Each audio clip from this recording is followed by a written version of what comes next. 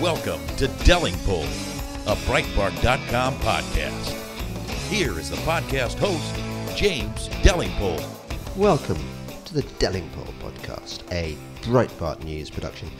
This is me, James Delingpole, and my very special guest this week is back for a second time, Christopher Snowdon, who's head of lifestyle economics at the Institute of Economic Affairs, the IEA, which is kind of like my Waitrose of podcast guests. I know I'm going to get quality produce every time. Every time. And Chris, my only criticism of our last podcast we did together, I know this is going to be much, much better, is that, and it's my fault, we did it after I'd had a pint or a bottle of wine or something. And I'm just a complete lightweight. I can't, I don't do my public speaking events or my podcasts under the influence of alcohol. Even a tiny amount just kind of dulls my edge. And you're probably much better after a pint. I think so, yeah. I've often discussed with people what the optimum amount to drink is when you're doing public speaking or going on the radio or something. And it's definitely not nothing. Right. I think it's about 2 or 3 pints. I think it's about the same as the optimal amount of playing pool, which again is not zero. Good. And also arrows. Yeah, anything like that. Any find pub that sport. My darts, which are really crap, by the way, they definitely improve after a pint, and I think they reach peak at about a pint and a half. After that, it's all downhill. Yes, I would say probably a little bit more for me, but obviously, as you say, you're not a big drinker. But yeah, it's not zero. I don't think the optimal amount to drink is ever zero, although that's not what the Lancet said, of course, recently. Did they? I think I'm on your side there. I literally cannot remember the last period of 24 hours when I went without a drink. I don't believe in all that giving up for Lent nonsense. But I'm not a heavy drinker. I just think it's important to have alcohol in your system at all times. Yes, I think this is right. But this is going out of fashion. Lunchtime drinking is going incredibly out of fashion.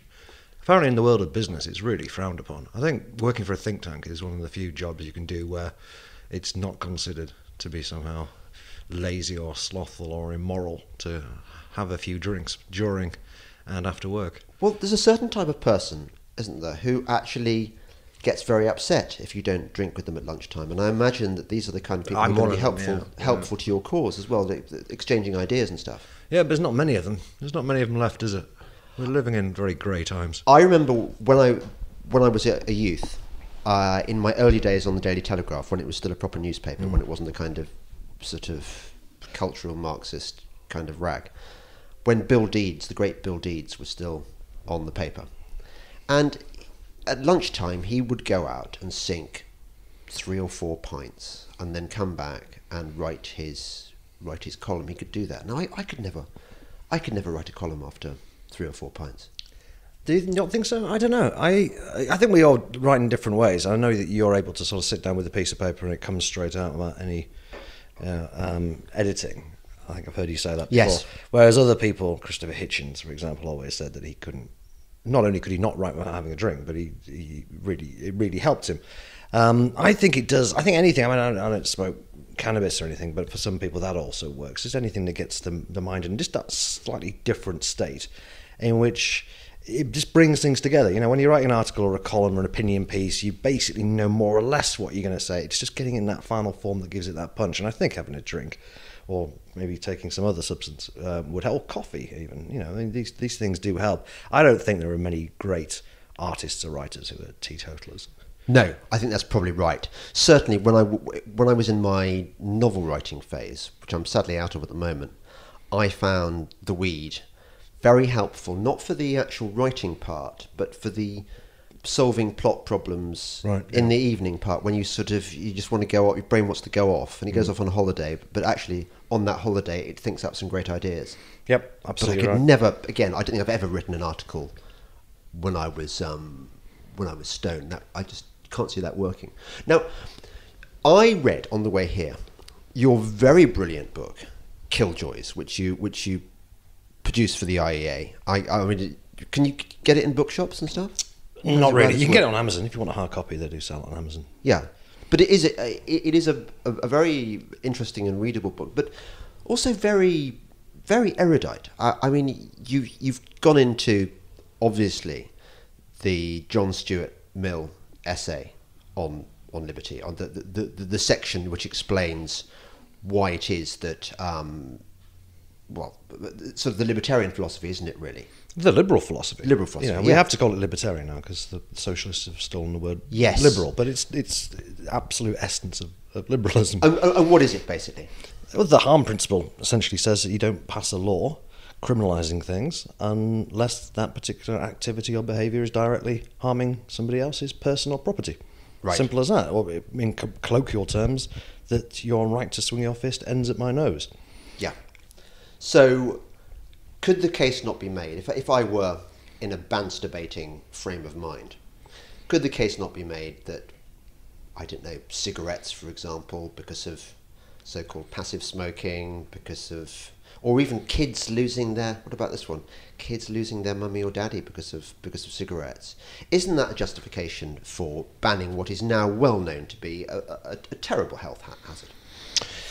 No, because you can use that argument to ban almost anything. I know this is Peter Hitchens' argument, is that he would accept that the harm from, the risk from smoking cannabis, which is pretty small, or indeed the risk of taking any other drug or smoking or drinking, they fall primarily, if not entirely, on the individual, his or herself. But he would then say, but what about the family? What about the friends? As if each individual has a duty to behave in a certain way because their friends rely on them being around, as if we're all effectively servants of other people's desires. And once you do that, then you can ban anything you want. You can have total control over people, in the same way as if we start using the argument of the NHS, which of course is the main argument paternalists use in a disingenuous attempt to pretend they are still liberals. People will claim, well, what about the cost of the NHS of doing this or that? And you can usually come up with some figure of how much a certain disease might cost the NHS, as long as you ignore the cost of whatever disease they would have got had they not died of that one. Yes. And how much more the government had to pay in pensions if that person hadn't died of the disease. But yeah, you can come up with some kind of cost. But again, that doesn't really give you any leeway to do anything risky whatsoever. So it's very easy to see that cannot be the basis for law. The fact that people hurt themselves, and in, let's say, the case of somebody who dies early as a result of drinking themselves into an early grave, yeah, of course that's going to be very upsetting for the friends and family of that particular person. But it would be very upsetting for that person to have his life controlled and be forced not to drink anything, not take any risks. So we've got to put the rights and welfare of the individual before those people who choose to surround him. Yes, but what about, isn't it important that as a society that we're more healthy than less healthy? I mean, isn't it good for us all if well-meaning and better informed people enable us to make the right health choices, perhaps through nudges or perhaps through mild forms of government coercion? Isn't that good for everybody? Well, if it were, then people wouldn't engage with any of these activities. I mean, society is only a combination of individuals making their own way in the world. So, yeah, if it is genuinely paramount that people live to the age of 100, that is the most important thing in everybody's lives, then people's behaviour would be very different to that which we witness around us. The fact that people don't, in fact, behave in a way that suggests that they want to avoid every possible risk suggests that it's not right for the individual, and something that's not right for the individual cannot be right for society, because, as Mrs. Thatcher said, there is no such thing as society, there is just a combination and collection of individuals and families. She got pilloried for that, didn't she? Out of context, yeah. It was taken out of context, but when one understands the point she was making, one absolutely sees why the liberals, or the lefties, whatever you want to call them now, gnaw at this like a dog with a bone, because it goes to the heart of, well, it nails the flaw in their argument, which is that there isn't this wonderful thing called society which is devoid of which has got nothing to do with the individuals who are part of it. Yeah, it's funny. I mean, it was taken completely out of context. What she was saying, she was responding to somebody saying, well, shouldn't society act? Doesn't society have a duty to act? And she was merely pointing out that there is no such thing as society in that sense, that you have to compel people to act. Really, you're talking about the government must force people to do a certain thing, which is rather different to society choosing to act. It's one of those quotes, there's a few of them that the left always used to kind of sum up the 80s, and it's interesting that all of them are either fictitious or taken completely out of context. So there's no such thing as society thing, supposedly summarises Thatcherism in the 80s. Yep. Loads of money is another one, which was just, that was a line from somebody who was parodying a certain type of person in the 1980s. And then there's greed is good, which again is a line from a fictitious character in a film by another lefty who was trying to parody that era. There isn't actually any neat, tidy quotes from anybody who was actually involved in real life to summarize the supposedly incredibly materialistic and selfish 1980s. Yes, yes. I loved the bit in your when you've talked about John Stuart Mill, then you move on to why it is that who are these people who want to change our behaviour? What are they called? Well, I just call them paternalists. Paternalists, yeah. You present the paternalist argument, and then you explain fairly clearly why it doesn't work. And as I understand it, they believe that we individuals are incapable of making rational decisions because there are all these influences like advertising and this. Well, it's sort of like Marxists would call it false consciousness, wouldn't it? Yeah, sort of. It's quite a Marxist idea, the idea that we're not really free because the institutions around us prevent us from being truly free. So yeah, big business, lobbying, being bombarded with aggressive advertising. Yes. In this world, if an industry makes a product these people don't like, it's always big, right? It's big tobacco, big sugar, big alcohol, big soda. And if they're advertising a product they don't like, the advertising is invariably aggressive. Yeah. I've never quite understood what the difference between aggressive and kind of gentle advertising is. And the advertising for something like alcohol, for example, is actually very far from being aggressive because there's an enormous number of rules and regulations pertaining to it. So you can't, for example, alcohol advertising, you're not allowed to even imply that drinking could lead to sexual success, despite the fact that it obviously does. It's the only way any of us ever got sex in the past, most of the people in this country probably wouldn't be alive had their parents not drunk. Yes, that's it. We'd never have met. I mean, I think it's probably the same in America, isn't it? In most countries. Maybe things have changed now since Me Too. This new generation. Do you know about straight edges? People who don't drink or smoke. Yeah. That's been around for years. But there's a thing. Being a straight edge is a thing. Like you can be a rock star and be a straight edge. Well, it used to be quite a big thing in the punk movement. There's the kind of skinhead straight edges. Bands like Fugazi were all straight edges. Oh, is that right? Okay, and so they obviously didn't get any sex, did they? I mean, how would you? No idea. Well, they were in a rock band, so it must have given them a certain advantage. Yes, I suppose that's true.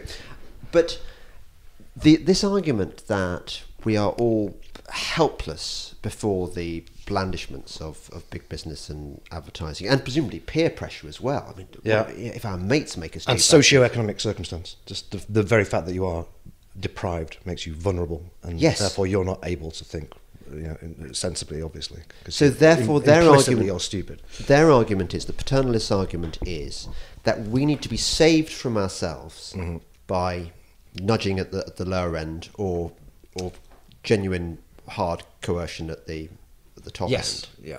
But because they actually, unlike everybody else, are rational and well informed. So what's the argument against that?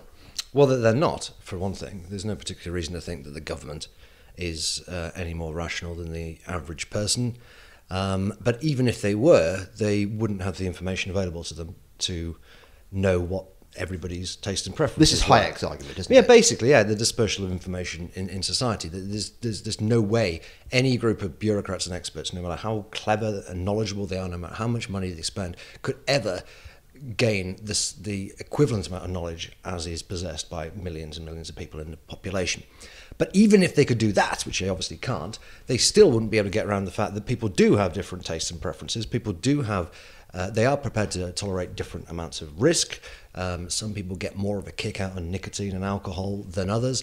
And so you cannot, as a matter of fact, have a one-size-fits-all policy saying that society has decided that nicotine use is bad, for example, or that excessive alcohol consumption is bad, and therefore policy is going to be aimed at bringing down nicotine consumption levels to zero and alcohol consumption levels near to zero. You cannot say that because, quite obviously, there are lots of people who are prepared to trade off risk and pleasure in different ways. Yes, particularly in our misspent youth. Particularly in misspent youth, and also particularly in these so-called deprived areas. You know, it's perfectly reasonable if you have a boring, horrible, miserable life to not put as much value on those last years of life as somebody who's, you know, the Prime Minister or some Earl or Duke. If you have a very happy, nice life, you're a lawyer and you're living in Kensington and you're on £200,000 a year, it's perfectly reasonable that you would want to extend your life as long as possible, and you're prepared to make sacrifices along the way. It's interesting that all these .com, you know, Silicon Valley people, they're all looking into freezing themselves and coming back to life later on. You know, they're obsessed with living for as long as they can, and they try all these tricks and these fad diets to try and do that. Whereas normal people, and particularly people who, you know, have pretty humdrum lives, quite understandably are prepared to, you know, live today and not worry so much about tomorrow. Yes, it's true. If your retirement is going to be spent in penury, probably in some ghastly home being abused by the staff because your children couldn't afford to put you anywhere nicer, I can see why dying younger is and enjoying your youth on drugs and drink is quite a good. Yeah, I don't think you have to be in any way down and out to take that view. I think you can be on well above an average income, like still, us. Still think, well, I don't really fancy those. I don't really fancy being in my 80s somehow. I don't really care how nice a nursing home is either. If that's a trade-off. If it's about losing those years, if it's about dying at 75, then at 85, well, you know, if I enjoy drinking and smoking enough, then, you know, I'm quite prepared to do it. I don't think that's an irrational choice. But the public health people implicitly, if not explicitly, assume that that is irrational, because all they care about is not public welfare, which is what normal people in practice care about, and it's what economists care about. Yeah. They care about one arbitrarily selected item within that category of public welfare, which is health and longevity, especially. And those aren't the only things. Of course they're not. Your No. counter, And yes. you only have to look at how people behave to see that there is not a single person, including the public health people themselves, who actually believe that longevity is the most important thing. Even those miserable Puritans still take some form of risk, right? So we're trying to base policy for an entire society on an assumption about preferences that is not reflected in a single person's life. Yes. Not a single person lives in the in the way that the public health people assume people want to live. I love the example you give about, I think a lot of people are going to identify with this, that I'd love to be a really good pianist. I'd love to be able to play the piano well. But tell me that. Well, this is in response to the argument that public health people will say, well, look at this survey data. When you ask people, then 70% of smokers say they don't want to smoke. 80% of fat people say they wish they could lose weight. And so we've got to help these people because that's what they want to do. And, you know, of course, most fat people are going to want to lose weight. And most smokers probably wish they could enjoy their life without smoking as much as they do with smoking. But the inconvenient fact is that it's the smoking that actually is giving them quite a bit of pleasure. And for the fat people, they don't really like exercising very much. That's a bit of a sacrifice and a cost. And they do rather like stuffing their face with cream cakes. And although they would like to be, you know, in some cosmic sense, they would like someone to wave a wand so they can carry on eating pizzas and smoking cigarettes, but not carry any of the health or indeed aesthetic costs that go along with that, it's not going to happen. So there's a trade-off. So going back to the piano example, yeah, I would like to be able to play piano like a maestro. I genuinely would, right?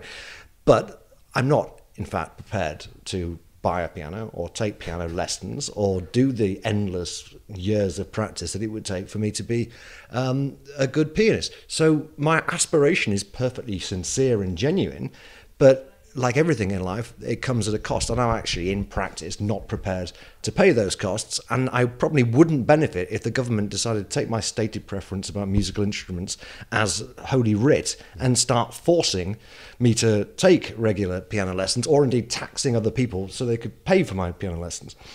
I think this is why we all need to have these economics phrases, behavioural economics phrases, handy for arguments like this, because you raise an important distinction there between stated preferences and revealed preferences.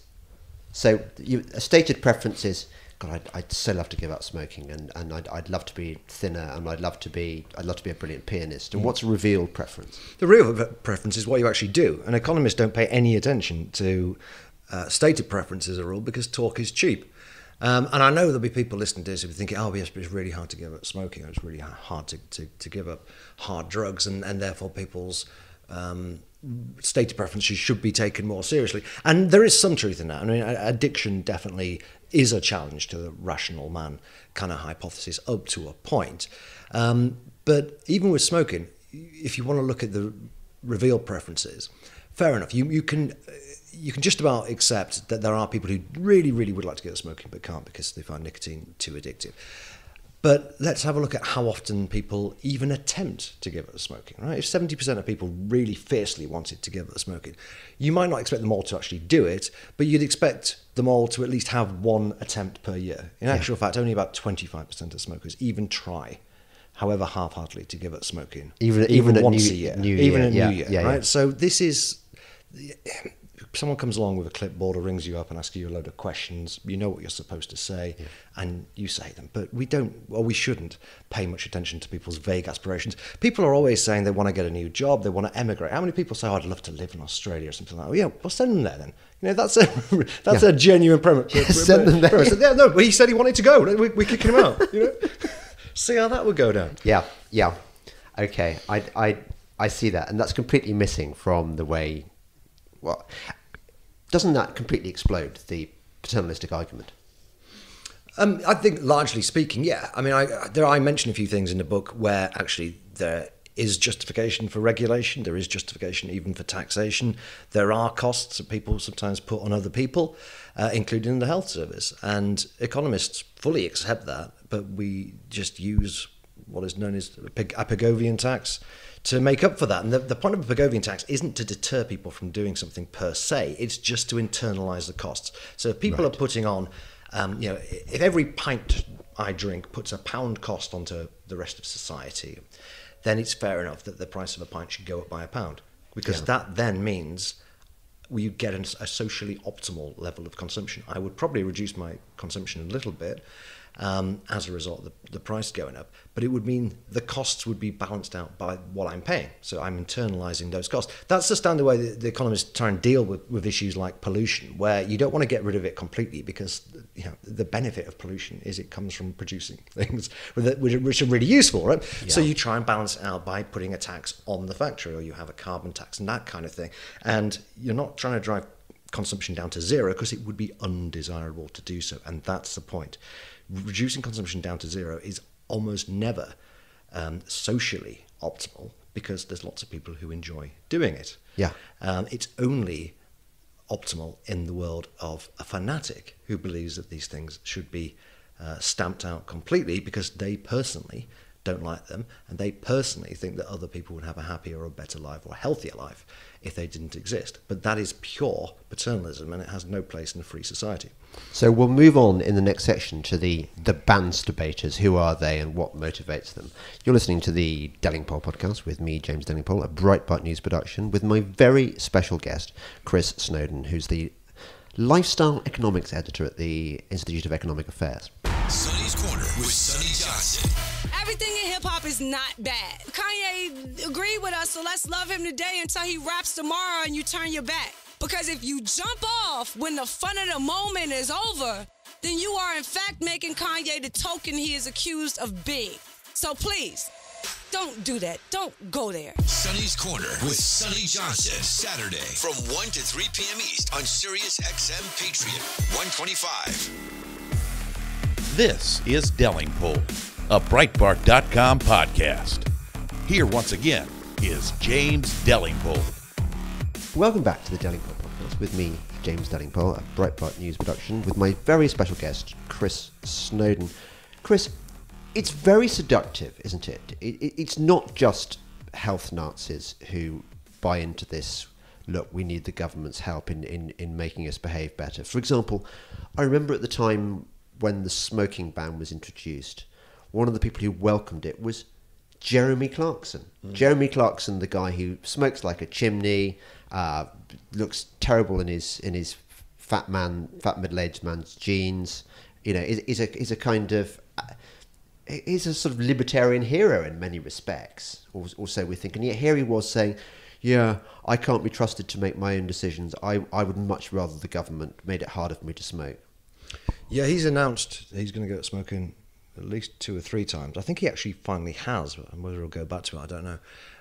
But yeah, it's sad when people feel that way. It's kind of like if I gave up drinking, or if an alcoholic gave up drinking, and then went around demanding all the pubs be closed because that's Alistair Campbell pretty much, isn't more it? or less, yeah. Right. Yeah. So every time I see a pub, I'm always tempted to go in and drink, and it's not fair. So they should be closed down. It's more or less the same thing. And as it happened, the smoking ban did lead to lots of pubs closing down. So it was a double success for the public health lobby on that front. But the public health professor. Now you talk a bit about public health professors in your book, and I would imagine there was a time when being a public health professor was a really good thing. You presumably your job was to stop cholera outbreaks in the city and to make sure that the sewage system was functioning and that the standpipes, whatever the poor were using, weren't infected with typhus or whatever was going around at the time. But now, public health professors seem to be rather different. Well, they wouldn't have been public health professors for a start. They would have just been public health workers or just general doctors or scientists. A public health professor, getting a degree in public health is a fairly new thing. And it just acts as a conversion course, in effect, for lots of social scientists, psychologists especially. There seems to be just thousands and thousands of useless psychologists coming out of universities every year looking for something to do. And because being a public health professional doesn't require really any knowledge of science, medicine, or very much talent, it's pretty easy for people to do a year or two moving into public health, and then you just become a professional scold. It's interesting when you go back to the 19th century public health movement, which was very, very good thing in so many respects in terms of cleaning up the air and the water and the rest of it. It's funny, if you look at the career of John Snow, John Snow, the Broad Street pump. So John Snow is a legend of epidemiology. He more or less invented epidemiology after a fashion, because there was an outbreak of cholera in Broad Street in London, and what he did was he got a map of all the water pumps in the area, and he looked at where all the cases were, and people falling ill with cholera, and he spotted that they're all clustered around this one particular pump. So he went down there and he took the handle off it. And at that time, it was not understood that cholera passed through the water. This was a time when miasma theory was very popular, and that said that everything passed through the air. Now, this has obviously been since debunked, and John Snow's discovery helped lead the way to people working out germ theory.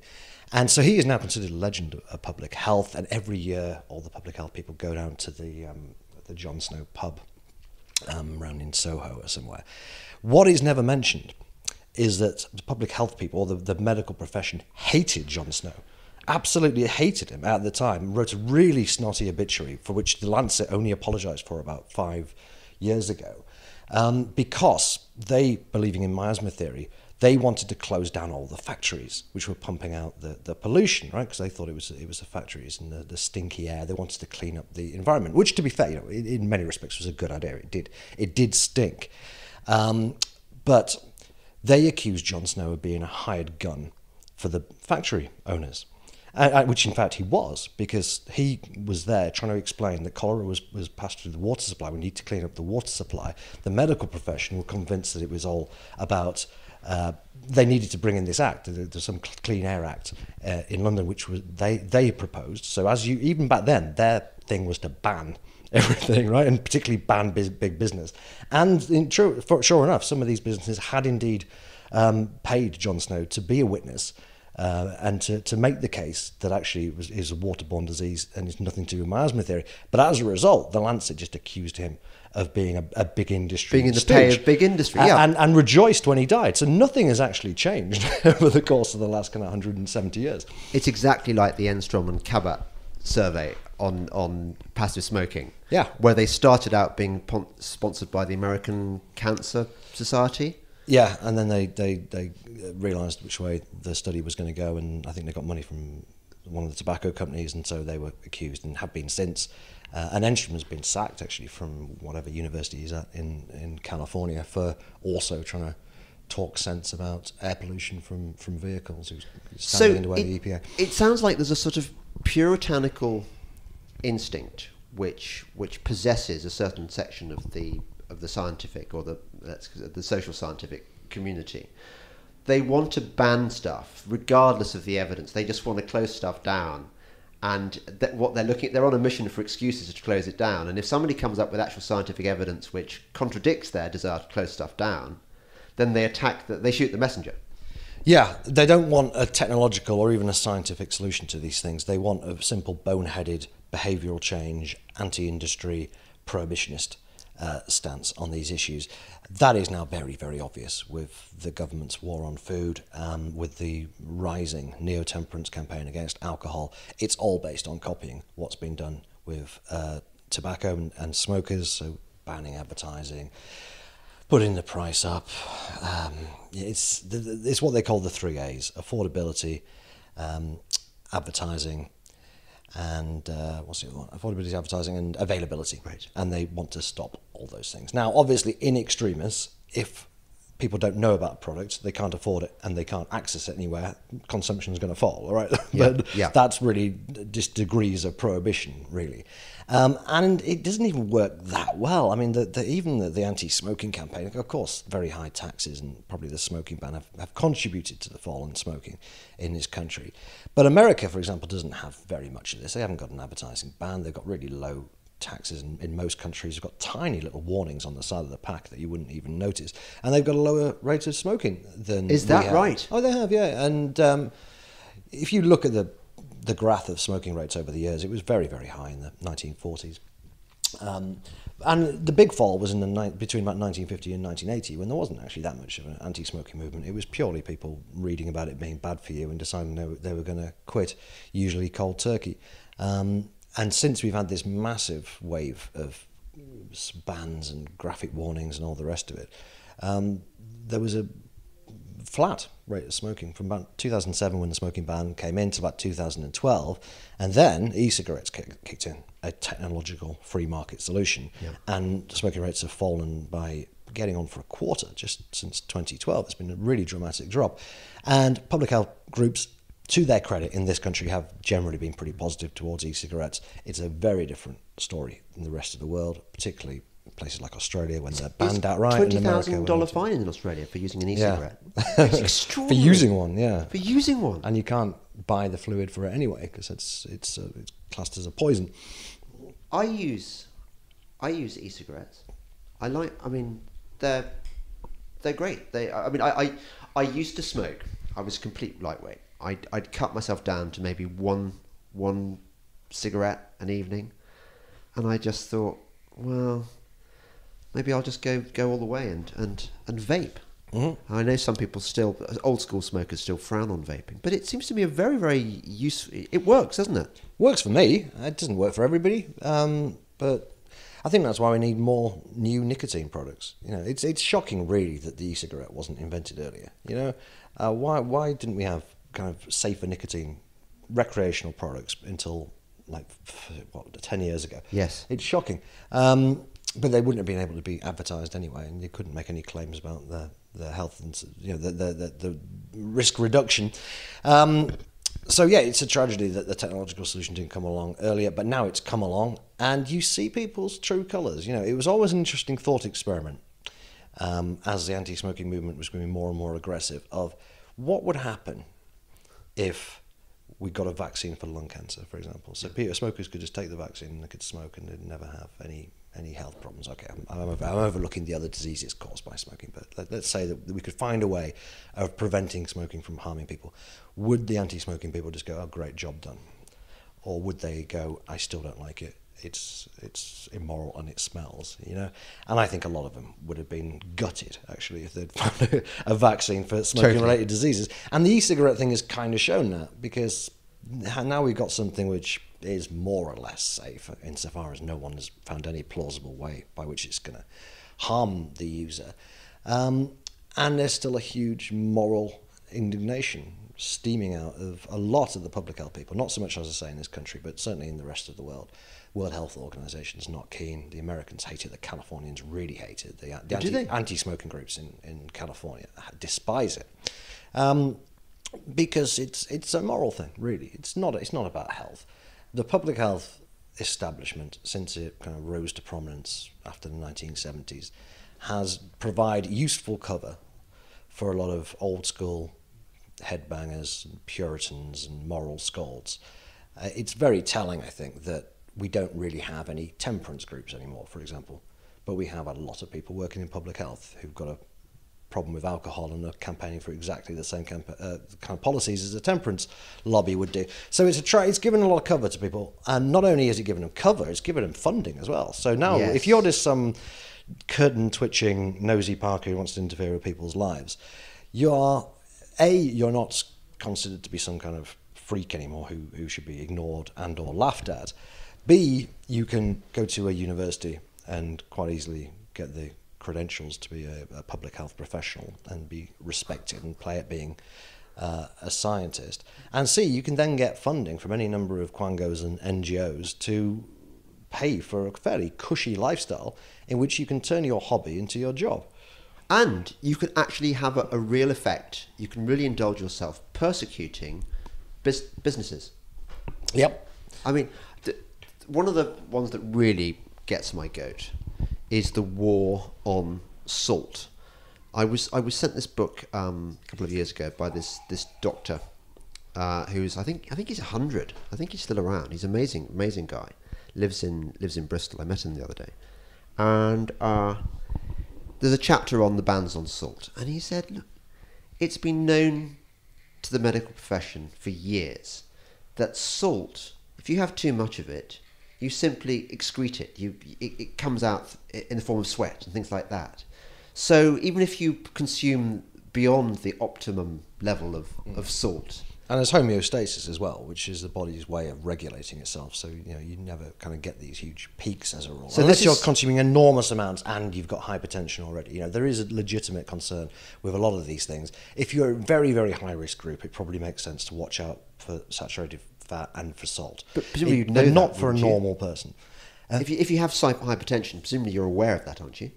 Your doctor would make you aware of it, yeah, and this is where it should come down to a doctor-patient relationship, and if you're old and your heart's giving in, then he will have advice for you, which is quite sensible. I really recommend, I don't know if you know James Lefanu, he wrote a fantastic book called The Rise and Fall of Modern Medicine about 20 years ago. He's now written another one, came out this year, called Too Many Pills, which is mainly, as the title would suggest, mainly about over-medicalisation, and it's astonishing the extent of over-medicalisation in this country since Tony Blair started effectively paying doctors on the basis of how many pills they prescribed. I'm simplifying somewhat, but the amount of pills that people are on now it's kind of doubled in the space of a decade. It's extraordinary, and it's causing all kinds of iatrogenic illnesses in people. But what he says, a lot of what he says is interesting, but particularly this: the public health people talk a lot about the whole population approach. So this is treating the whole population with things like salt reduction, with calorie reduction, sugar reduction. So Public Health England's current campaign to take 20% sugar out of the food supply reflects this whole population approach. Duncan Selby, the head of Public Health England, says that Britain needs to go on a diet. Well, it doesn't. I look at you, James. You do not need to go on a diet, right? Not everybody needs to be consuming less sugar. It might be true that the nation as a whole could do with consuming less sugar, but that's a kind of ecological fallacy. It's still the fact that there are lots and lots of people who are not overweight, let alone obese, and they in fact do not need to consume fewer calories, and in fact some people would benefit from consuming more calories, and lots of people would suffer if we consumed fewer calories. But that's what the whole population approach suggests. It looks at, it's a very strange theory, and it's almost unbelievable to, I think, most people when you explain it, but it was outlined by Geoffrey Rose in the 1980s. And if you look at any population's consumption of things like alcohol or salt, you'll see a bell curve. So you'll see some people are consuming very little of it, some people are consuming huge amounts of it, and in the middle you'll have at the top of the bell curve you'll have the average. Now what Rose suggested was that when you've got a fairly small number of what he would call deviants at the far end, consuming lots of salt, most people would just say, well, we should focus our attentions on that 5% of the population who are consuming too much. Similarly with alcohol, there's about 4 or 5% of the population who are very heavy drinkers, and it would make sense to focus on them. Rose said no. The way to get that minority of people to change their ways is to move the whole slope, the whole curve to the left. So change everybody's consumption, because he assumed that the consumption by deviants was fixed to the average consumption. Oh. So if you change average consumption, somehow that makes alcoholics drink less, it makes fat people eat less. There's no reason to think that. Where did this come from? This is just a made up fact, made up theory. I mean, completely. Yeah, pretty much. It's based on the fact that in the case of alcohol, for example, it is generally true that countries which have high per capita consumption of alcohol will have a higher level of alcoholic liver disease, for example. But there's a pretty good reason why that is.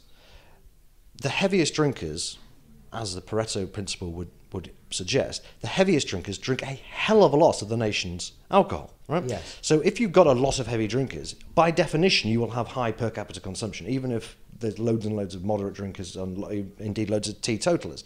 If you somehow succeed in tackling very heavy drinking and you help alcoholics reform themselves, per capita consumption will, by definition, fall, because those people are consuming 60% of the alcohol in the first place. Yeah. So it's a complete confusion of cause and effect.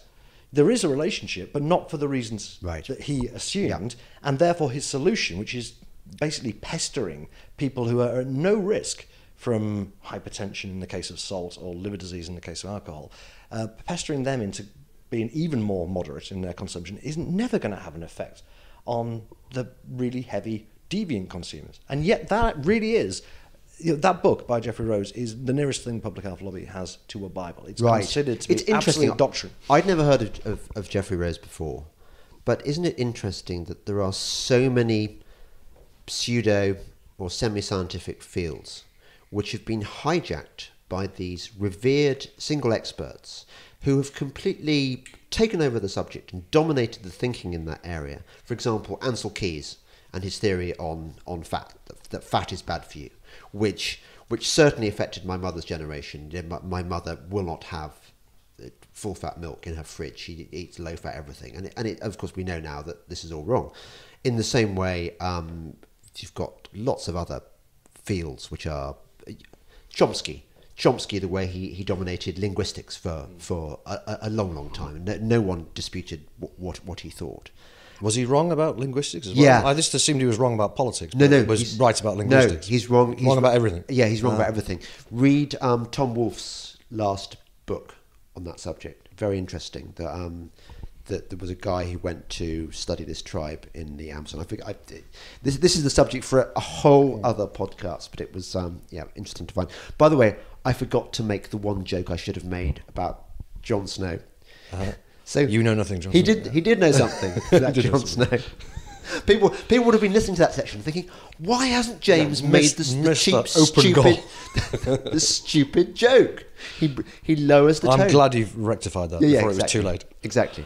So the public health profession has been hijacked by these know-nothings who've come up with these vaguely plausible theories, and everyone's bought into them because it supports their thesis anyway that the government should do more to ban stuff and it's all big business's fault and yada yada. Can I tell you why childhood obesity is bullshit? Oh yeah, please. Just take a few minutes.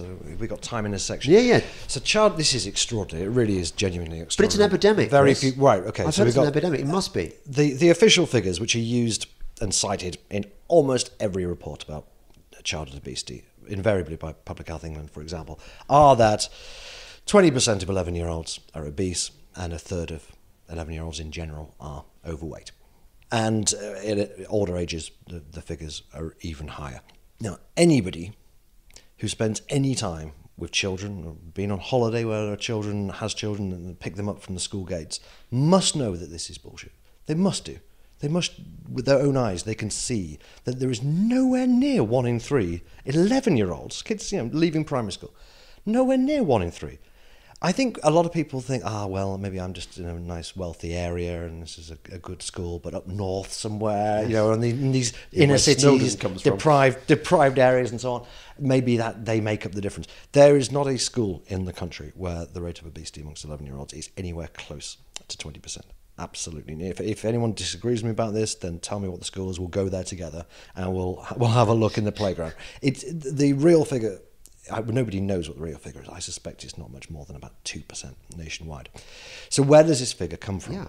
Well, the important point is adult obesity is measured through BMI, body mass index. It's got its critics. People always say, the England rugby team are all obese and Brad Pitt's obese. Yeah, fine. It's pretty good. It's about 80% of the time it correctly identifies obese people. So it's not a bad measure. Yeah. And it is a consistent measure. It's height squared divided by weight, or weight squared divided by height. I always forget which one. And if you're over 30 with your BMI, then you're obese. You cannot use that measure with kids because they're always growing. It's they're constantly changing. Their BMIs are almost never above 25 or 30 at all. So you have to use a different and somewhat more subjective measure. One thing you could do is you could get doctors to examine hundreds of kids and subjectively say this one is obese in my opinion, and they could work out what that child's BMI is, and that could be the kind of measure going forward. They've never done that. They have never measured a single or examined a single child when in defining childhood obesity. What they did instead is they got data from the 1980s and they assumed that 2% of children in the 1980s were obese. Why did they assume that? Because 1% of 18-year-olds were obese. Once you get to 18, you can start using the BMI measure normally. Okay, so they've got 1% of 18-year-olds are obese. Now, we know obesity rises as people get older in a pretty clear linear direction, starts declining in the 70s, but up until that point, it goes up. So if 1% of 18-year-olds are obese, we can be almost certain that the figure for child obesity is less than 1%. Yeah, but it was assumed to be 2%. Right. Not sure why. Maybe erring on the side of caution, but straight away you're inflating the figures by at least twice. You would think. So, having made this assumption, they did measure kids at this point. Didn't examine them for obesity, but they measured them, and they looked at the distribution of weight. So, for example, a 10-year-old in the 98th percentile. So that's the thinnest of the fattest 2% of kids. Yeah, you with me? Let's say the BMI for an 11-year-old at the 98th percentile is 22.5.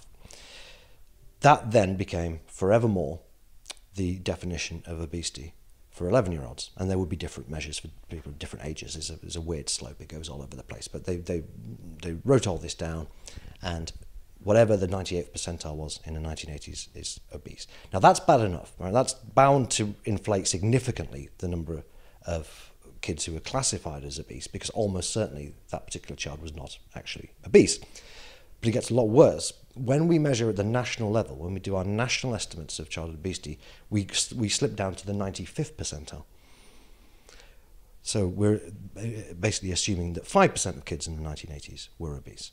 And as I say, we know that it was actually a fraction of 1%. So we don't know how much we're inflating it by, at least fivefold, I would suggest. Yeah. There has never been any justification for dropping it to 95th percentile. There's never been any suggestion that kids in the 1980s who were at the 95th percentile were overweight, let alone obese. We just have assumed for, I don't know what reason. I've really tried to find out what reason there is. I think it's because the Americans started doing it in the 1980s. And to be fair, it's quite plausible that 5% of American kids were fat in the 1980s. But the giveaway with this is, as I say, obesity rises with age. If you look at the adult obesity rates on a graph, you can see that it starts off about 10% for the youngest adults, and it goes up to 20, 25, even 30% in middle age. You put on the childhood obesity stats on the left-hand side of that graph, it goes right up for the 10 to 15-year-olds, about 22% obese, not just overweight, obesity rates for 10 to 15-years-olds. It's grotesquely overweight. And then 16 to 24-year-olds, it drops by more than half to about 9%. So if we're taking these statistics seriously, we have to believe that there is an enormous number of obese children in secondary school, and as soon as they leave school, more than half of them suddenly return to a healthy weight. It's absolutely ridiculous. If 9% of 16 to 24-year-olds are obese, it is almost certain that the rate for children is going to be significantly less than that. I think we're looking realistically at no more than 1 in 20 children being overweight or obese, not 1 in 3. And yet this has become holy writ among public health professionals. But it's emperor's new clothes, because anybody can see that it's not true. If anybody thinks about it for a second, looks around them, you can see that there might be more obese kids in the past. I accept that. But that could easily be the difference between, there used to be kind of 0.5% and now there's 2%. But you see, we also get this in fields like particulate pollution. All this stuff about pollution deaths. It's absolute bullshit.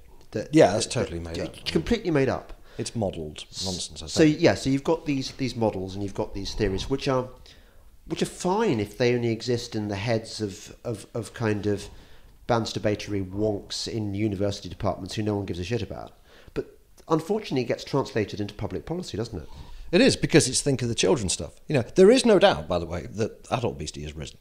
It's gone up. It's doubled in the last 25 years, which probably means that childhood obesity has also doubled. So it's maybe gone from 1% to 2%. Again, we're talking very low levels. No reason why childhood obesity would go up tenfold if adult obesity has gone up by twice, right? But because the government still wants to stick more or less to the John Stuart Mill way of doing things, doesn't really want to pester adults explicitly, it's always done through children, through our natural concern for children. Of course. Nobody, like climate change. Think of the children. Sort of, future generations. It's always children, but it's never really about children. So we've got this food reformulation plan now, which is utterly bonkers. It will never be delivered. It cannot be done. This is taking 20% of sugar out of all the food, pretty much, in the food supply, but then 20% of calories as well. This is why, I don't know if you've seen people complain about Cocoa Pops.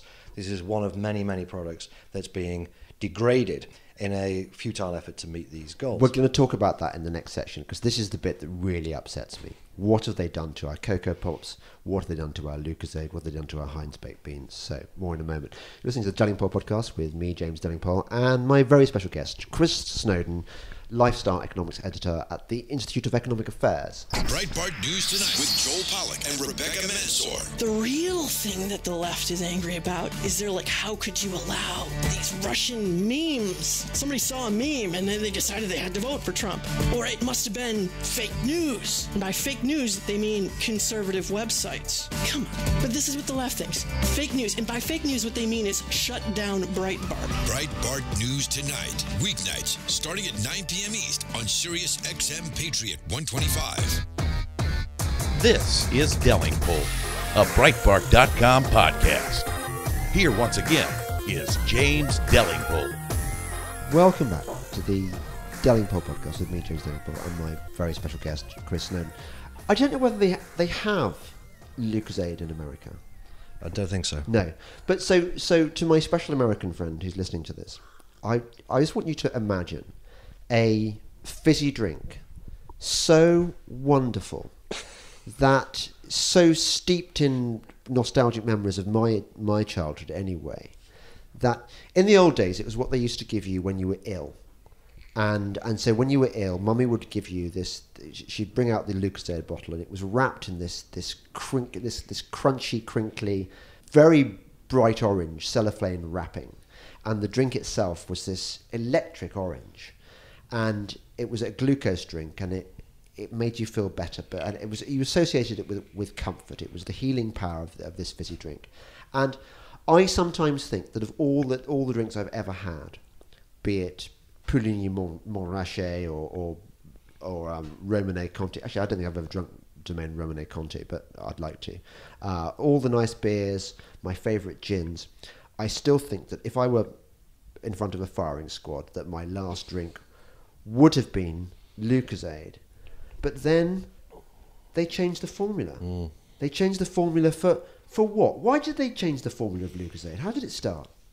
Well, it's all, of course, due to this anti-sugar hysteria. It doesn't sound like you read the interview with the guy who runs Lucozade, Ribena Centauri. I did. Oh, you did? I did. Talking about the glares across the school gates. I hated him so much. I thought, what a complete wanker. Are they called Suntory? Yeah. This Japanese Japanese company, yeah. And it's actually called Lucozade, Ribena Centauri. They've merged all the names together because they make Lucozade, Ribena and That's various another other drink things. of childhood, by the way. Ribena. They've done the same thing to Ribena. They've done the same thing to Iron Brew, although that is a different company. So for American listeners, I should explain, we have a sugar tax of, 8p a can, more or less. Introduced by Jamie Oliver. The real Prime Minister of Britain, Jamie Oliver. May peace be upon him. And this was introduced by George Osborne in practice because he was delivering yet another set of underwhelming economic statistics at the budget, and he needs to distract people from it. So he announced the sugar tax. Quite a few people applauded him for it because they believe that there is a childhood obesity epidemic. Because they read about it in the mail. Yeah, and they thought this is going to sort things out. So people now in this country have to pay a bit more for a can of Coke. And for their tonic, for their gin. And tonic, apple ties, all sorts of stuff. So, it's not the end of the world, but it's not a good policy. Unfortunately, however, the guy who runs Suntory in the UK is, for want of a better word, a cuck. And it's a sugar cuck. And he decided to reformulate both Lucozade and Ribena. And when I say reformulate, I mean take most of the sugar out and replace it with artificial sweeteners, which lots of people don't like. I've tried both of these drinks. Sounds like you have too, James. They are rank, I think it's fair to say. Yeah, rank. And the company has claimed this is due to consumer demand, but you only have to look at what's happened to sales of Lucozade, which I think they lost about £70 million last year. Shouldn't have been a shareholders' revolt over that. I think there will be. I saw the statement, end-of-year statement by the Japanese director of Suntory, and he seemed, reading between the lines, nonplussed with the fact that the UK was letting the rest of the world's operation down. Every other country in the world had been doing pretty well for Suntory, except for the UK. But they have a separate managing director, and this guy, he spilled the beans in a newspaper article last year, and it turned out that he just felt guilty about putting sugar in his drinks, and he said that he was collecting his kids from, no doubt, his private school. Yeah. And he said, Jamie Oliver was kicking us, and I was getting glares across the schoolyard from the other parents, and I decided we must do something about it. Was he really, though? Do they even give a toss what he did for a living? I mean, what? I have no idea. But it seemed to be, from what I could gather, a genuine attempt from his perspective to make the world a better place. Yeah.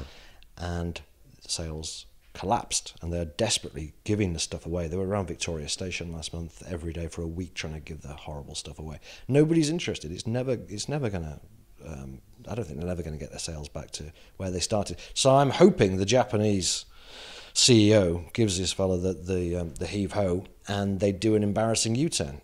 Well, isn't the proper thing if you work for a Japanese company to commit seppuku? Yes, that's what he ideally should do. Yeah. Isn't it remarkable? Because, we get this idea, don't we, particularly from public health people, that people who run these large companies are a bunch of ruthless capitalists who only care about making a dime. But it turns out, actually, they're just kind of horrible, wetty social justice. Well, you see, the thing is, Chris, and this is why I think that this, even though some people might think, well, lifestyle economics, it's a bit of a backwater, and why should we really care if the government's making a few rules here and there to try and make a few children less fat? Isn't that all good for us? Actually, no. This goes to the heart of everything that makes life worth living. In a way, I would argue that this meddling in things like sugar has more impact on the quality of people's lives than, say, decisions made by the Chancellor on tax. Maybe that's a bit of it. Well, it's more sinister, isn't it? I think Sinister. it's the fact that they do want to meddle in such small details of our lives that makes it more objectionable in a way. You're kind of used to have politicians having big ideas, big schemes, and some of them work, some of them don't. But the fact that you've got people out there who think it's wrong that a company might advertise a pizza during the X Factor, and the family might ring up Domino's and order a pizza and then eat it before 9 o'clock in the evening. Yeah. It's that kind of desire to control every little part of people's life, their most private, intimate decisions, like eating, what food you eat. It couldn't get more private than that. And the government wants to control, even that, it wants to control how much salt we have, how much sugar we have, how much alcohol we have. These are not big issues, and therefore people will go, oh, it's petty, and oh, you don't like Lucozade, oh, so what? It's only Yes. Lucozade. Yes. It's only Ribena. It's only Yes. Cocoa Pops. Well, how many things has it only got to be before it turns into a big thing? This isn't a little thing. This is the government trying to, by some magic, reduce calories and sugar and, as I say, salt and fat by 20%. It's so mental. I can't believe... I seem to be the only person writing about this particular issue of food reformulation. There doesn't seem to be any kickback from the food industry. There doesn't seem to be much interest paid by many journalists. The whole thing is known as health by stealth, so I guess by definition the idea is they do it quietly. But it cannot be done. I mean, I know for a fact it can't be done. The food industry has no chance of meeting these targets. No chance whatsoever. And so when we get to 2020, when these targets are supposed to be delivered, something is going to happen. And I suspect what will happen is that the likes of Public Health England, which has been totally overtaken by fanatics, will say, look, we gave the industry a chance. We tried the voluntary approach. We now must use a stick. What the stick will be, I don't know. The idea that you could have actually mandatory reduction targets is for the birds. It's such a bonkers idea. You would have thought that people would be interested in it just because of that. It's the kind of thing you could imagine. Imagine if there was a perceived obesity epidemic in ancient Rome while Nero or Caligula were in charge. It's the kind of thing they would do, isn't it? So, we've got too many people obese. Force the food companies to take out a fifth of the calories. That'll do it. Yes. And there'd be a load of people around going, well, sir, that can't be done. Yes. And they'd be crucified for challenging the mad dictator. But it is a mad idea, a totally mad idea. It's particularly mad given that it's been brought in by notionally conservative administrations. You can just about imagine if Jeremy Corbyn got in power, that the mad leftists would make all these rules in that authoritarian way. But you made a good point earlier when I asked you about why did the sugar tax get introduced, and you said the Chancellor George Osborne had some embarrassing economic figures and wanted to distract from them. And in the same way, there was a fantastic piece I read the other day by one of my heroines, Alison Pearson, who I think always talks a great deal of common sense. Won't come on the podcast. You know why? Why? She's too frightened that I might bring out her inner right-winger and that she might speak indiscreetly about the truth and that this might jeopardise her career. So yeah. But she wrote a piece the other day which just told it exactly like it is on the crime in this country. About crime is out of control, and you've got people like Cressida Dick, who's in charge of the Metropolitan Police. I'm sure she was chosen totally on merit, not just because she's a woman or anything like that. And the absurdity where the head of the Metropolitan Police, the London Police, actually feels that she has to give a statement on what the police's position is on Boris Johnson's article about the burqa, whether there's going to be... She generously announces that the police aren't going to prosecute it. And you're thinking, hang on a second, you've got acid attacks, you've got people living in the country. You live in the country now, your house gets burgled, you don't expect the police to turn up till the next day. You've got a crime wave across... that the police have basically given up policing except for nasty things on the internet. What does Theresa May's government do in response to all this? It announces that they're going to really come down hard on people selling energy drinks to children. And you think, what? While she's in Africa as well. I mean, she's going to be busy out doing her overseas duties, but still finds time to provide a quote saying that energy drinks are a threat to the health of the nation. There is such a chasm, isn't there, between the priorities of the political class and the priorities of normal people. I mean, this is sort of why Trump won, isn't it? And it's why we voted for Brexit. Yeah. I mean, on the public are interested in the same things they've always been interested in, really. Housing, jobs, crime, immigration, that kind of thing. The politicians are interested in, badgers, plastic straws, sugar, carbon dioxide.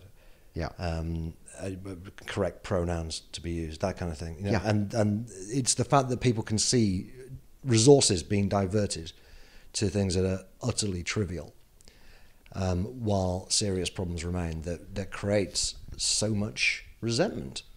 And it could be really easily solved by them just getting a grip and focusing on the real issues. I genuinely can't understand why the Tory party have been going down this nanny state line for so long. And I can kind of understand why Cameron did it, because I think, like the guy who runs Lucozade, he actually genuinely believed in it. He's a cuck. But I don't see where the votes are coming from for this. I've heard from a lot of people who are pretty solid Tory voters. Some of whom are even members who've talked about not voting for the Tories or leaving the Tory party just because of this issue. They're just sick of this endless assault on our food, our soft drinks, whatever else it may be. They don't think, quite rightly, this is what the Conservative Party is for. No. People in public health are never going to vote for the Tory party, no matter what they do on these issues. So what purpose does it solve? The Tories, if they lose the next election, they're not going to lose it because Tory voters are voting Labour. They're going to lose it because Tory voters are staying home. And this is the kind of thing they stay home for. Yeah. They just think, well, what is the point of having a Conservative Party if it's going to be doing all the nanny state stuff I associate with Labour and more? Yeah. The counter argument I used, because as you can imagine on Breitbart, in the comments section particularly, you hear from a lot of UKIP voters who, of course, believe that UKIP is the answer. But UKIP's never going to unfortunately be the kind of the majority force that's going to sway the nation. It's going to have influence, but it's never going to be. If we're going to get redemption, it's going to have to be through the Conservative Party under new management. So I think. Yes. So I heartily applaud all these kind of kippers who are joining the Conservative Party in order to affect entryists. Entryists. Anna Soubry. They're not real Conservatives, says Anna Soubry. Yeah, Anna Soubry. Anna Soubry. And who's the other one? Sarah Wollaston, the Lib Dem. She's definitely not Conservative. Who just got in. That was Dan Hannon's fault, that was. Do you remember he was going on about... Open primaries. Open primaries. Yeah. Dan kept banging on about it, how you get a better class of politician. No, you don't. You just get... Sarah Wollaston. You get Sarah Wollaston. Exactly. Well, I'm glad that your jungle drums, or whatever you want to call them, are giving you the same message that I'm feeling in my bones. That this is so unconservative. It's so... I mean, isn't it against the ideological tradition of conservatism? I mean, I don't know what the Burkean tradition is, but I'm sure it's not that. Well, obviously not, no. And I do wonder whether much of this is actually being driven by Theresa May or the Cabinet or the government as we know it. I think it's being driven by the Department of Health and Public Health England. The Tories made a huge mistake when they set up Public Health England, this £4 billion was it Cameron who did that? Yeah. The idea was to put public health duties back to local authorities, but of course you can't have devolution without having some massive new Leviathan set up. So we've got this vast quango, which is only ever going to be a glorified lobby group. And so it is proven. All the standard affordability, availability, accessibility dogma is entrenched there. And they push for this stuff all the time. And the government basically throws them a bone every now and again. I think that's what it is. As I say, under Cameron, I think there was a genuine belief in it, broadly speaking. I don't know. I made the mistake when Theresa May became Prime Minister saying she seemed quite sound on the nanny state based on her voting record, which actually was reasonably good on this kind of stuff. She voted against the ban on smoking in cars, for example, which seemed to suggest some kind of resistance to this kind of stuff. But she's, I don't know, gone native. All the public health ministers go native. Steve Bryan is the latest one. Doesn't matter what they say beforehand, they just do whatever the NGOs say. So the solution is get rid of the NGOs, get a better Prime Minister, get a Prime Minister who's actually got some backbone. That is the only hope. And I'm quite optimistic about it because most of the names that have been thrown around as being the next Prime Minister seem to be pretty sound on this kind of stuff, whether it's Boris or Rees-Mogg or someone like Dominic Raab, Liz Truss, Priti Patel, James Cleverly. All of these people are relatively sound. Yeah. And some of them are very sound. Yeah. And it seems to me that unless one of the old guard gets in, someone like Amber Rudd or something like that, it will be one of that group of people. And, touch wood, I think they will be a lot better on this. You mentioned that you don't get much support from journalists.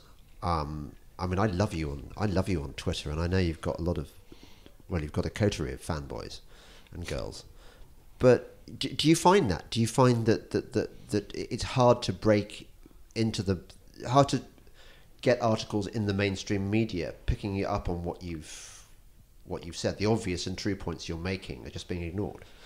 It's really the point I was making was the food reformulation scheme specifically wasn't grabbing anyone's attention. Normally when there's big nanny state moves afoot, you will see someone like, for example, Dominic Lawson in the Sunday Times will write a sensible article. But Dominic is very sensible. He's sensible, but he hasn't touched this, and nor has, say, Rod Liddle or any of the people who are basically one of our people who normally moans about the nanny state would have moaned about minimum pricing, for example, or plain packaging. And in those instances, you can generally tell that there's been a bit of activity, usually driven by the industry, it has to be said. There's emails are being sent around saying, you should be looking at this kind of issue, and there's briefings, and it becomes part of a conversation because there's some kind of resistance to it. Things don't happen entirely organically.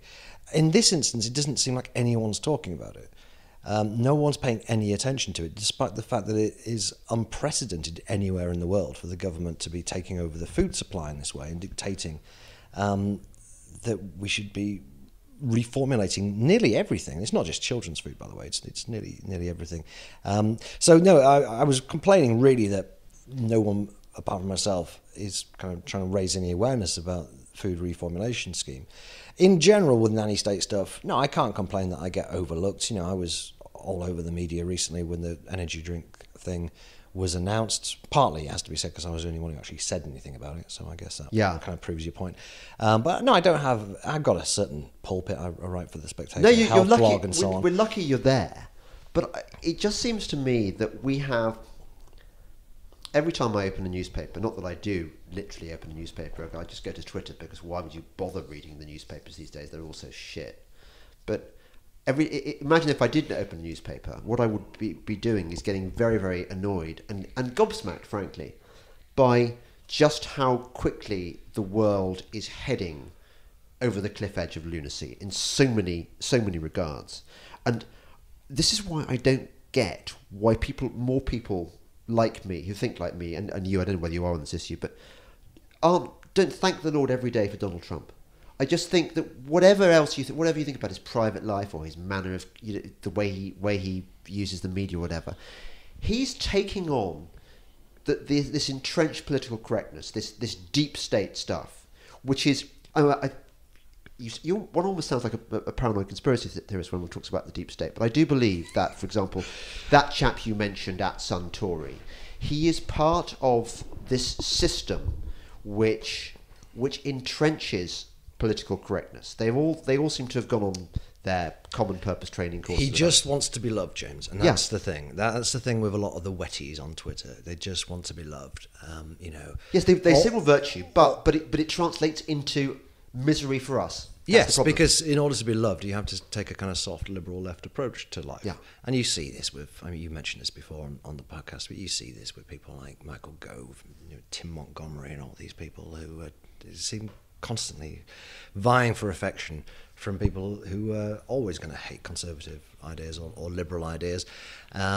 And I know that you think anybody who attacks Donald Trump is trying to do the same kind of thing and throwing them the bone of, I hate Trump too, in order to be loved.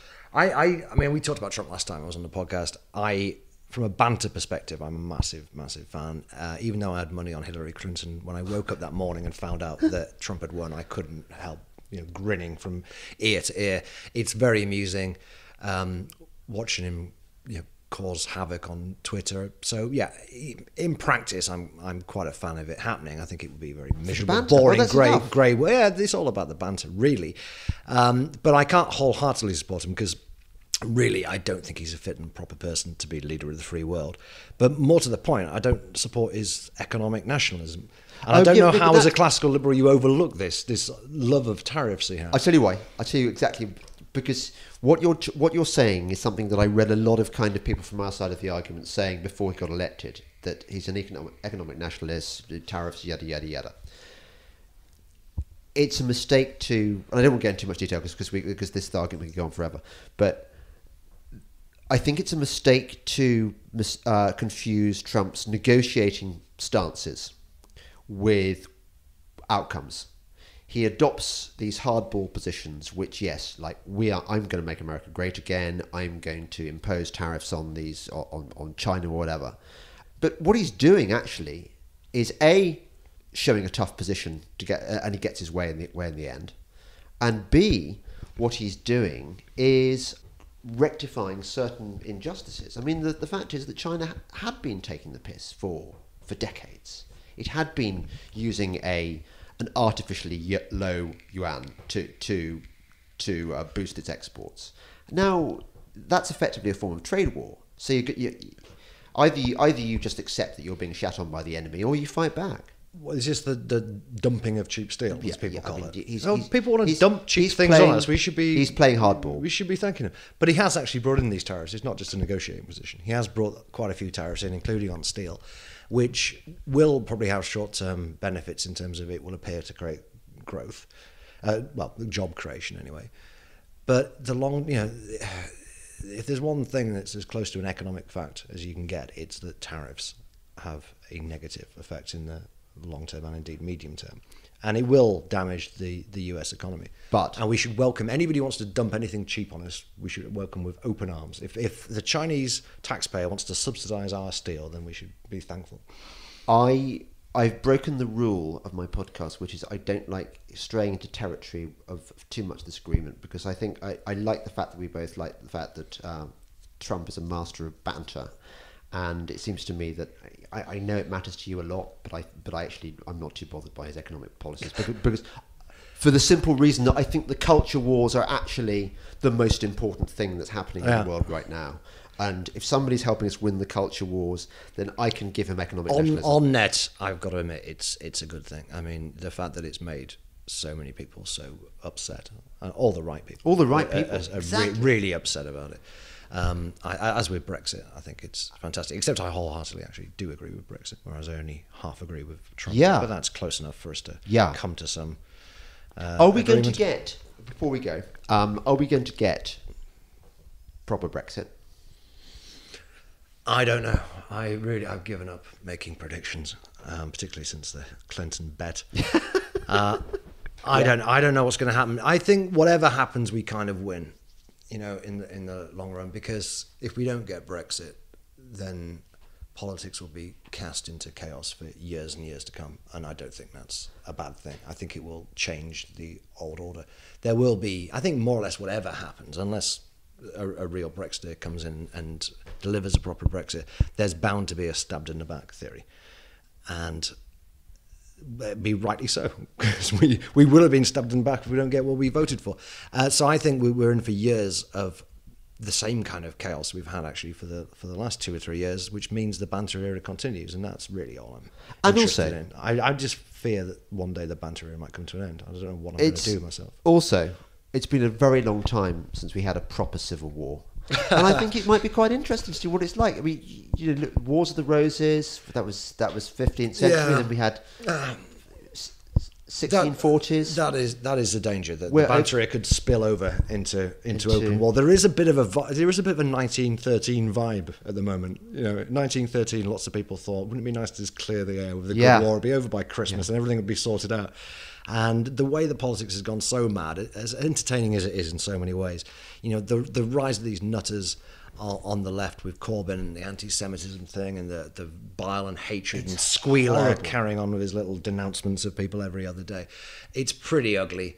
And we should enjoy the banter without it going quite so far. I'm totally with you. And as a fellow banterer, I deplore the lack of lightness of touch that the left now deploys. If you can deploy a lack of lightness of touch, I think that's probably Squealer's a prime example of that. Owen Jones, I mean, by the way, listener, he is a guy who most people, whatever their political beliefs, used to say, oh, he's a nice guy, he's just kind of misguided, but actually he's a nice, polite little lad, and he's all right. And he's changed massively in the last year or so as he tries to claw his way back into the Corbynistas' good books, and he's a really unpleasant little weasel now. Yes, the way he will denounce people for betraying the supreme leader, goes through everything they've ever said and rants and raves. It's so transparent. It's so transparent that he's a propagandist, and the fact that he's introduced on TV as a journalist is such a joke. And there's lots of people like him, and it's getting a bit nasty. Yeah. I wanted to say something about your podcast before we finished on. Oh, yeah. Because I am a very regular listener. It's the only podcast I always listen to. I even listen to the climate change ones, even though I'm not that interested in them. And one thing you often say on your podcast is that your life, you know, as a journalist, as journalism's collapsed and so on, you see all your old mates from Oxford making a fortune in the city and all this kind of stuff, and it's not fair. I would like to say that there are lots of people who do work in the city and listen to your podcast and read your stuff and envy your life. And I think you should be a little bit more optimistic, because your life involves going around talking to lots of interesting people, watching TV for a living, and writing about anything that interests you. Whereas these people, they might have a lot of money, but they've got to get up at 5 o'clock in the morning. It's pretty boring. They've got to take a lot of orders. And in fact, I think they envy you. So you might not have as much money as them, but you're doing all right. You've got your nice little house in the countryside, haven't you? Well, I haven't actually, but that's another story. No, we rent, but well, you live in a house. But I'm not going to go. Yeah, but you're absolutely right. Yeah, absolutely. It'll come good. You can keep working until you die as well. No, enjoy. You don't need to retire at the age of 65 and live off your pension. You can keep on writing. It's the beauty of it. I totally take your point, and thank you for the kindness. Yeah, this is actually my favourite thing I do, and it's also the most successful thing I do. And I think you know, the listener, the special friend listening to this, actually knows in her Zia heart that is the case. So thank you for being a fan, and thank you special friend, there's only one of you, for listening. That was the Delingpole podcast with me, James Delingpole, and my very, very special guest now, after what he said, Chris Snowdon. Thank you and goodbye. Breitbart News Daily with Alex Marlow. Why did we see some of the Republican kissing of Mark Zuckerberg that was taking place? I called it kissing the ring, because I felt like every single person practically had to kiss the ring of this guy, you know, who wants to do nothing except get all those people out of office. So, you know, bizarre behavior from the Republicans. Breitbart News Daily, weekdays at 6 a.m. Eastern on Sirius XM Patriot 125.